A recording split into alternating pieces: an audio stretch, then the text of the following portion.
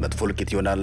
ዶናልድ ትራምፕ ኢራን የመጨረሻዎቹ ሰዓታት። ኦማን በመካከለኛው ምስራቅ ሰማይ ላይ ሁሉም ነገር ሊያከትም የቀረበ ይመስላል።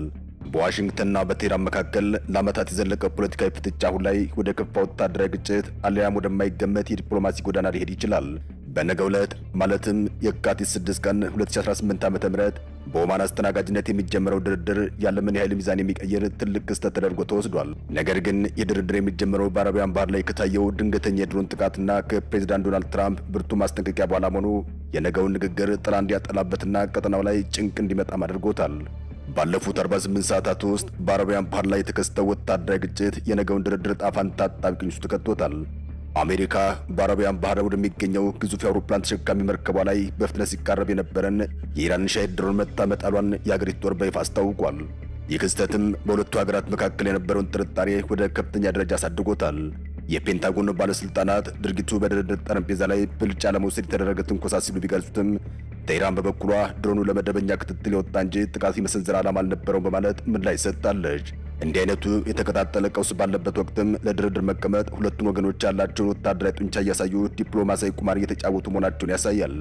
በዚህ ሳምንት መጀመሪያ ላይ ድርድሩ በቱርክ እንዲካሄድ ታቅዶ የነበረ ቢሆንም በኢራን በኩል በቀረበ ድንገተኛ የቦታ ቅየራ ምክንያት ሂደቱ ሊቋረጥ ደርሶ ነበር።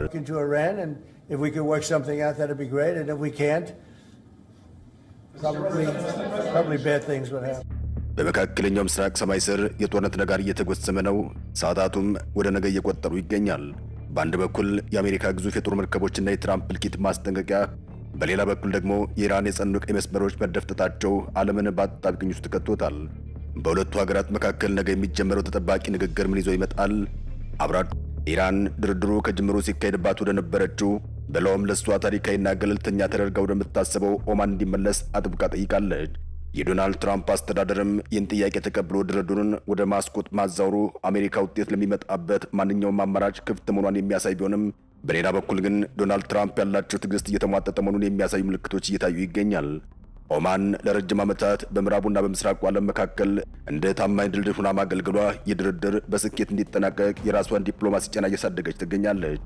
የአርቡ ድርድር ዋነኛ አጀንዳም በኢራን የኒውክሌር ፕሮግራም ዙሪያ ላይ ያተኮረ ቢሆንም ሁለቱ ወገኖች ይዘውት የሚቀርቡት የመደራደሪያ ነጥብ ግን እጅግ የተራራቀና አሁናዊ ሁኔታውን ይበልጥ ውስብስብ የሚያደርገው ሆኗም እየተባለ ይገኛል።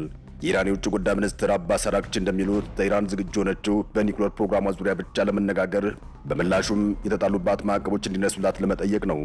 ኢራን የባላስቲክ ሚሳኤል መርሃ ግብሯን የሉዓላዊነትና የብሔራዊ ደህንነት ቀይ መስመር አድርጋ በመቁጠር በዚህ ጉዳይ ላይ ምንም አይነት ስምምነት እንደማታደርግ አስቀድማ አስታውቃለች።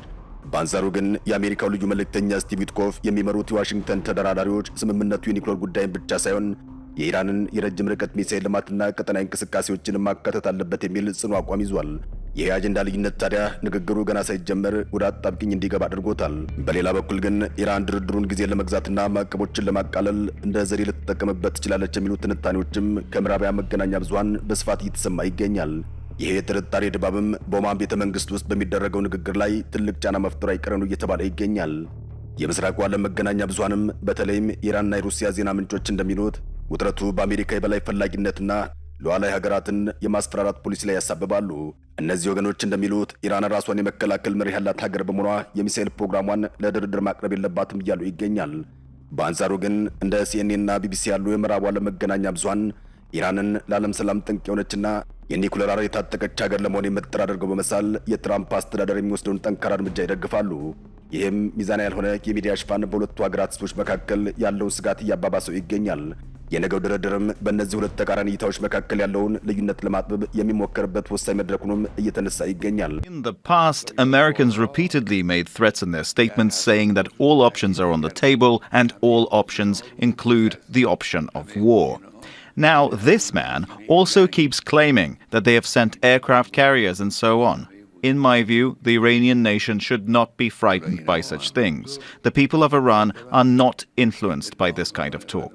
We are not the initiators of war. We do not want to oppress anyone or attack any country, but in response to anyone who seeks to attack, the Iranian nation will deliver a strong blow. Americans should also know that if they start a war this time, it will be a regional war.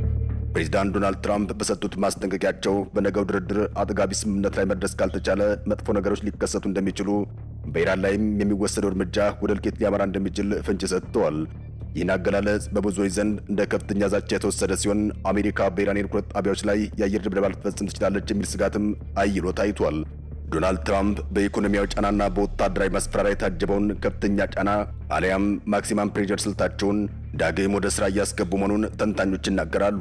ይህ ሁኔታም ኢራን ወደ ጦርነት እንድትገባ አሊያም ለከፋ ኢኮኖሚያዊ ድቀት የሚዳርጋት ነው እየተባለ ይገኛል።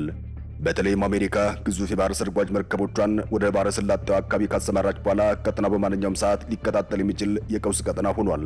በዚህ ድርድር ላይ ከአሜሪካና ከኢራን በተጨማሪም ሌሎች አረብና የሙስሊም ሀገራት ይሳተፉ እንደሆነ ለመወሰን ሰፊ ንግግር እየተካሄደ ይገኛል። እንደ ሳውዲ አረቢያ፣ ኳታርና የተባበሩት አረብ ኤሚሬቶች ያሉ ሀገራትም የግጭቱ ሰለባ ከመሆን ይልቅ የሰላም ስምምነቱ አካል በመሆን ቀጠናዊ መረጋጋትን ለመፍጠር እየፈለጉ ይገኛል።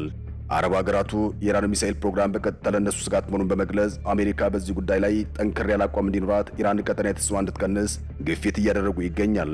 ከዚህ ቀደም በኢራን ጉዳይ ላይ ሰፊ ጥናት ያደረጉትና የዲፕሎማሲ ባለሙያዎች እንደሚተነብዩት የነገው ድርድር ውጤት አልባ መሆን ማለት የመካከለኛው ምስራቅን የወደፊት ዕጣ ፈንታ ወደ ጨለማ የመግፋት ያክል ነው እያሉ ይገኛል። የቀድሞው የዓለም አቀፍ የኒውክሌር ኤጀንሲ ባለሙያዎች እንደሚጠቁሙት ኢራን በአሁኑ ወቅት ዩራኒየም ወደ ጦር መሳሪያነት ለመለወጥ የሚያስችላት ደረጃ ላይ ደርሳለች። ይህ ደግሞ አሜሪካና እስራኤልን የመጨረሻውን ወታደራዊ እርምጃ እንዲወስዱ የሚያነሳሳ ምክንያት ሊሆን ይችላል። This stage, various points have been discussed, and we are reviewing and finalizing the details of each step of the diplomatic process, which we hope to conclude in the coming days.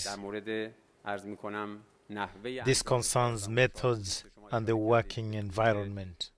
የነገው ድርድር ስኬታማ እንዲሆን ከተፈለገ ግን ሁለቱም ወገኖች የጋራ መካከለኛ መስመር መፈለግ ይኖርባቸዋል።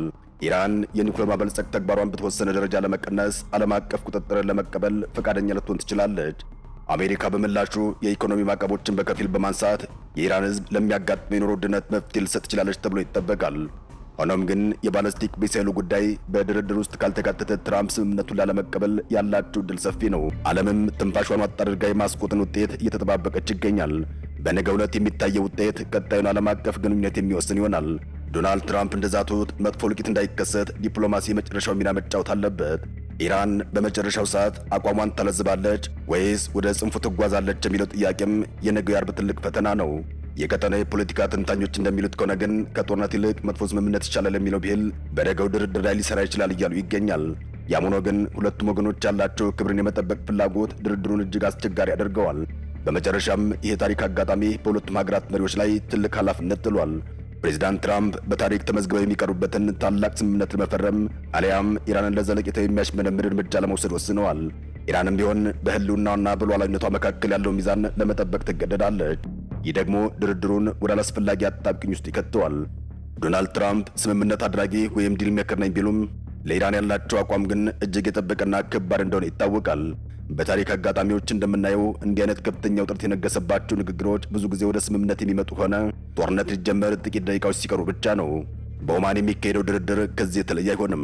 የስቲቭ ዊትኮፍና የአባስ አራቺ ፊት ለፊት መገናኘት በሁለቱ ሀገራት መካከል ለዓመታት የቆየውን የዲፕሎማሲ መቋረጥ የሚሰብር ቢሆንም በውስጡ ግን ከፍተኛ ጥርጣሬና ጥላቻን ያዘለ ነው። የቀጠናው ሀገራት መሪዎችም ነገ ከማስቆጥ የሚወጣውን ነጭ ጭስ በጉጉት እየተጠባበቁ ይገኛል። ሁኔታው አሁን ካለበት አጣብቂኝ ወጥቶም ወደ ሰላማዊ መፍትሄ እንዲያመራም የሁለቱም ወገኖች ብልህነትና ወደ ሰፊነት ይጠበቃል። የኢራን መንግስትም ቢሆን በውስጥ በኩል የሚነሳበትን ኢኮኖሚያዊ ጫና ለማርገብ ስምምነት የግድ እንደሚለው ይገመታል። የነገው የአርቡ ድርድር ውጤት በቀጠናው ብቻ ሳይሆን በዓለም አቀፍ የነዳጅ ገበያና በጂኦፖለቲካዊ ሚዛን ላይ ትልቅ ለውጥ ያመጣል። ምናልባት ንግግሩ ውጤት ካላመጣና ፕሬዚዳንት ትራምፕ እንደዛቱትም እርምጃ የሚወስዱ ከሆነ ግን ዓለም አቀፉ የጸጥታው ምክር ቤትና የተባበሩት መንግስታት ድርጅት ሊቆጣጠሩት የማይችሉት ሰፊ ጦርነት ሊቀሰቀስ ይችላል። ኢራን በበኩሏ ለማንኛውም ጥቃት ዝግጁ ነኝ ማለቷ ግጭቱ እስከምን ድረስ ሊሄድ እንደሚችል ፍንጭ ይሰጣል። ሁኔታው አሁን ካለበት አጣብቂኝ ወጥቶም ወደ ሰላማዊ መፍትሄ እንዲያመራ መካከለኛ የማርያም መንገድ ያስፈልጋል። የመጨረሻዎቹ ሰዓታትም እየቆጠሩ ይገኛል።